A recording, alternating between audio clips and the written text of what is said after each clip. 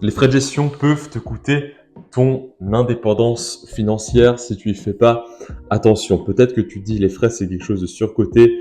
Au final, ce qui compte c'est le véhicule d'investissement dans lequel on est investi. Alors oui, mais les frais, ça va quand même être absolument game changer dans ta capacité à devenir indépendant financièrement, surtout sur le long terme. Et je vais te montrer pourquoi. Prenons le cas de par exemple cette personne ici qui va investir dans les marchés via des solutions proposées par sa banque. Donc là, j'ai mis banque tradie, c'est pour te montrer que c'est vraiment là, je parle des banques traditionnelles. Je vais pas citer de nom, mais c'est vraiment les banques physiques que tout le monde connaît. Bah, si tu as un gestionnaire en fait dans cette banque, lui déjà, la première chose, c'est que lui, il va te proposer que des solutions qui seront spécifiques à la banque. Il va pas te proposer des solutions qui vont être sur tout le marché, donc potentiellement aussi à des tarifs plus attractifs que les leurs.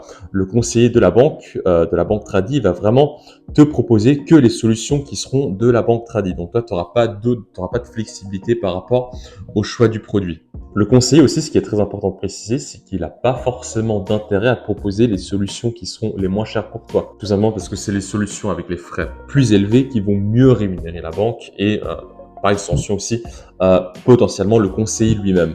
Donc le conseiller, il n'a pas forcément toujours les meilleurs, les intérêts qui sont super alignés avec les tiens. Donc ça, c'est la première chose. Et en plus, par-dessus ça, donc tu vas payer des frais sur les solutions. Donc ça, pour vraiment calculer large, ça peut être entre 0,05% et 2% de frais de gestion par année selon le produit qu'il y a derrière. Donc TER, par exemple, sur les ETF, les frais vont être très bas.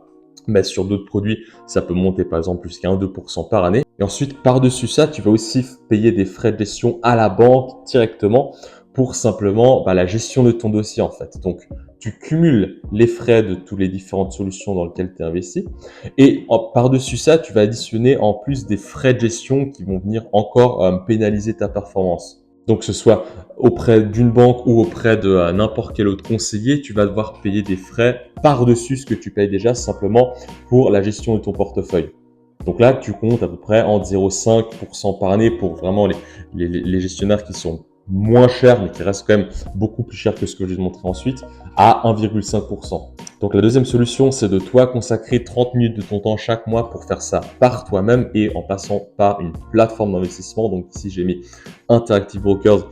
DEGIRO, je ne travaille pas du tout avec eux, c'est juste parce que, à mon sens, c'est les deux meilleures plateformes aujourd'hui sur le marché, en tout cas pour les investisseurs suisses. Donc ici, il faut savoir que tu passes par ces solutions-là, tu n'as pas de frais de gestion, tu n'as pas de commission forfaitaire, un pourcentage que tu payes par année sur la valeur de tes titres pour gérer tes placements. Parce que du coup, c'est toi le gestionnaire, donc il n'y a pas de, y a pas de commission par rapport à ça. Ensuite, l'autre avantage que tu as, c'est que tu peux choisir une entièreté de panels de différents émetteurs. Donc, tu peux comparer entre, par exemple, des émetteurs iShares, Vanguard, Invesco, UBS, plein d'autres. Et tu pourras vraiment faire un travail de comparatif pour trouver les solutions qui seront les plus adaptées à ton cas spécifique. Et puis, contrairement à la banque traditionnelle ici, tu n'es pas limité aux solutions qui vont être vraiment à l'intérieur de la banque. Et via les plateformes d'investissement, tu peux directement, toi, aller choisir quel est l'émetteur que tu préfères, quel est le produit que tu préfères par rapport à tes critères spécifiques. Au niveau des plateformes d'investissement, ici, je t'ai mis un article de Moustachian Post qui a fait un article très complet sur quelles sont les meilleures plateformes d'investissement selon lui pour les investisseurs en Suisse. Donc, faut pas tomber dans le piège justement de penser que parce qu'on est en Suisse, il faut que se tourner vers des courtiers suisses. Ça, c'est justement un peu le piège. Interactive Brokers, DEGIRO, typiquement, selon moi, les deux meilleurs. Et pourtant, c'est pas des courtiers suisses.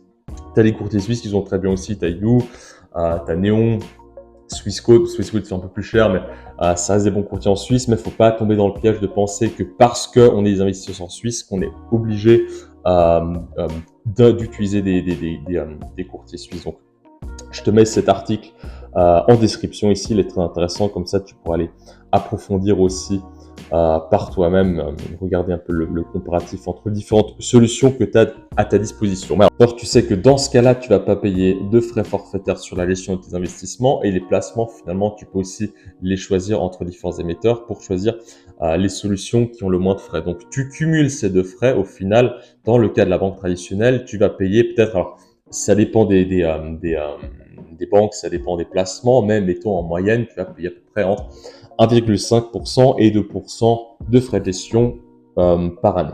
Sur la deuxième solution, pas de frais forfaitaires prélevés par le courtier, simplement les frais, les TER des ETF et des différentes solutions dans lesquelles tu veux investir, donc 0,2 à 0,5% par année selon les fonds que tu vas choisir. Et donc, tu as une différence qui peut être de presque 1,8%, donc sur quelque chose qui ferait 10% de performance par année. Au final, tu enlèves de ta performance les frais de gestion. Donc, au lieu de faire 10% de performance brute, finalement, si tu as 2% de frais de gestion, c'est comme si tu faisais finalement 8% de performance nette. Donc, tu vois qu'il y a quand même une grosse partie du gâteau qui part.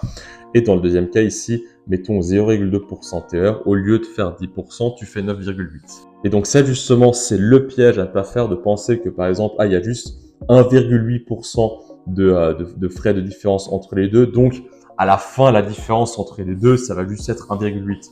Justement, c'est faux de penser comme ça parce que ça va directement te manger en fait sur la valeur de tes titres. Et donc, c'est vraiment sur le long terme que la grosse différence de performance va se faire sentir.